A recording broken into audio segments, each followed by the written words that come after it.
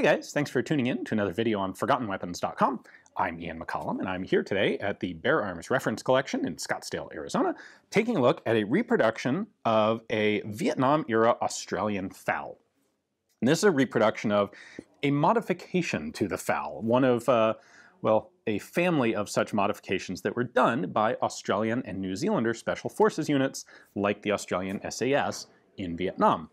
Of course, the Vietnam War was fought mostly in jungles, and most of the equipment that forces other than the Vietnamese took into Vietnam was not really designed for jungle combat. It was designed for open Western European mobile warfare. A lot of long-barreled stuff going on, and not too super handy in a tight enclosed jungle environment. And so there was a lot of interest in shortening down guns, particularly, mostly, among Special Forces units who had the volition to do that sort of thing, to make their own customized weapons, to have their own unit armors who could tinker with stuff in a way that would get you court-martialed by the regular army forces.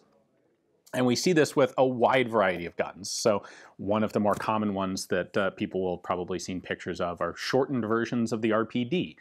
American and other Anglo troops who would capture RPDs and chop them down at the muzzle or at the gas block and have a actually really cool short little handheld hip-fired belt-fed automatic weapon. By the way, if I can ever get my hands on an authentic one of those, I would love to do a video on it. But you see the same thing with the M14. There were like the guerrilla experimental versions of the M14.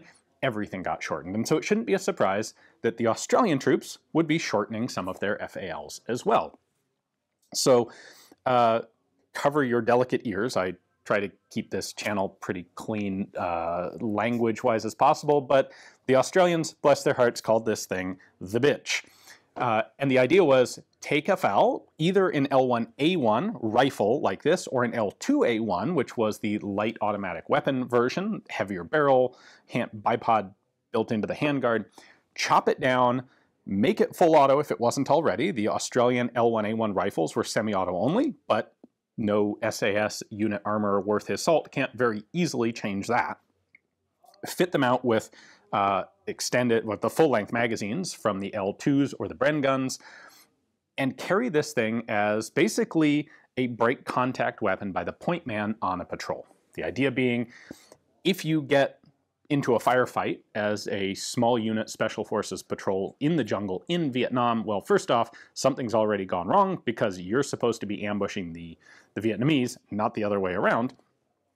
So if you get into a firefight, theoretically good tactic is dump an incredible amount of firepower to throw the ambusher off guard and cover your unit's escape from the kill zone of the ambush. And what better way to do that than to have a very short, full auto 308 caliber flash and blast concussion-inducing bitch. So what is this exactly? Well, it is a 7.62 millimeter L1A1 Australian pattern rifle. Now, unfortunately, this is not an authentic one. This is, as I've said, a replica, and this is made on a DSA American-made receiver. While it has the original 3-position selector switch, it does not actually fire full auto. This is just a semi-auto rifle. The selector moves around, but it doesn't actually have a working fun switch, sadly.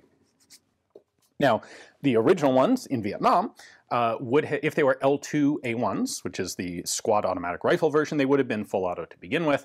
If they were L1A1s, this is not that difficult to modify into full auto if you are a Special Forces armorer. So that's an easy fix for the troops. This replica has been built on or using an actual set of Australian parts. So we've got all the standard Australian L1A1 type of elements. We've got the wooden stock, got a butt plate there with a trapdoor for some cleaning supplies. We've got our standard rear sight. We have the wooden pistol grip that has the winter trigger element here, so you can open this and up and fold the trigger guard down so that you can better use it with gloves. We've got a non-reciprocating folding charging handle there.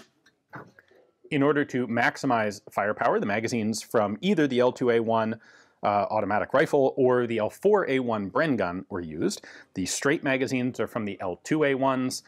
It is worth pointing out here, if you're not already familiar with the Australian FALs, that they took the automatic bolt hold opens out. So I can open the bolt here, but it's not going to lock open, and that is by design for the Australians. They also had carry handles on the guns. Then, here we go, the distinctive, visually distinctive element is the addition of a vertical front grip. This was not the only thing that was done to this type of weapon for Vietnam. Some of them had front grips added, some of them had the handguards removed entirely, and American XM-148 underbarrel grenade launchers grafted on, again by skilled unit armorers. A lot of them had the barrels shortened, so it'll hurt your reliability a bit, but you can shorten the barrel basically down to the gas block here. Yes, that gives you less gas to work with, but these are guns that are designed to work from tropical up to Arctic environments, and you've got a lot more leeway in warm weather environments to deal with reduced gas in the system than you do in cold weather. So that's something you can get away with in Vietnam, but it's something that would never be done as a standard element on a rifle like this because it will compromise the rifle's reliability in, well, in particular in cold weather environments. Now, in this particular one, the guy who put the rifle together, which by the way was Mark Graham of Arizona Response Systems, opted to leave the barrel full length and just cut down the flash hider because he didn't want to damage a good, intact Australian L1A1 barrel, which I can certainly respect. So this isn't quite indicative of what you would normally see. It is actually also worth pointing out that the Australians actually had a slightly shortened version of the flash hider that was used. It was a sub-variant of their rifle specifically for Papua New Guinea it was a slightly shorter muzzle device and a slightly shorter buttstock that is sometimes confused with cut down elements on Vietnam-era guns. Anyway, barrels would be cut down typically around here. Sometimes a conical flash hider added, sometimes not. These were all one-off conversions done, and so there's not any specific formal pattern to them. Let me pull the handguard off and let me show you how this was done. All right, there we go. Take off the top, well, the right side of the handguard, and voila, we have basically a slotted tube bolted onto the front pistol grip here. This front pistol grip is exactly the same as the rear pistol grip. It's just taking an extra one of these that you had lying around, add it onto a tube, fit that over the barrel, and presto, you've got a really good, controllable vertical front grip. It's, I think, important on a gun like this that the vertical front grip be connected up to the barrel, not just screwed into this wooden handguard. The handguard's pretty thin. You screw a front grip onto this and then try to use it to control a full auto FAL from the hip, and you're very quickly going to rip the screws out and have a very uncontrollable full auto FAL at the hip. By giving it this sort of attachment, it's something that will actually allow you to maintain control of the gun much better. And so the end result is one of those cool, customized, hybridized sort of guerrilla warfare inspired guns.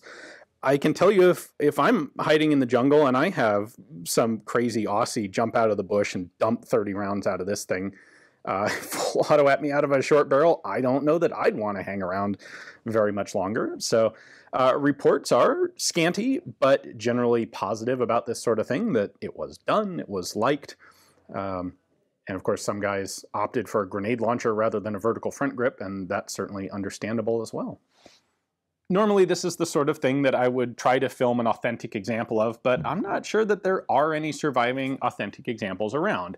These were customized guns that were done by troops in the field, and my understanding is the vast majority of them stayed in the field. If troops rotated out, they would just hand this thing off to their replacements.